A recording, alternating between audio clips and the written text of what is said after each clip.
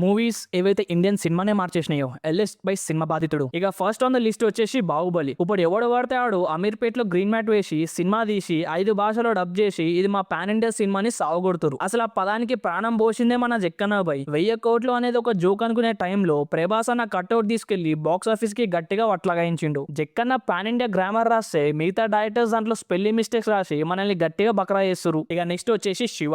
అప్పట్లో హీరో గాలి ఎగిరితే విలన్ 10 కిలోమీటర్ల దూరం పోయేటోడు. బ్యాక్గ్రౌండ్ లో డిషుమ్ డిషుమ్ అని టామ్ అండ్ జెర్రీ సౌండ్లు. కానీ ఆర్జీవి వచ్చి నాగార్జున చేతికి సైకిల్ చెన్నిచ్చి దింపితే థియేటర్ లో జనాలకి గట్టిగా పునగాలు వచ్చినాయి. ఆ రా సౌండ్ కి ఆ ఎలివేషన్ కి థియేటర్లు బద్దలైపోయినాయి అనుకో. ఇప్పుడు 100 కోట్లు పెట్టి స్లో మోషన్ లో తీసిన ఆ కిక్ వస్తలేదు. ఇక ఫైనల్లీ సత్య.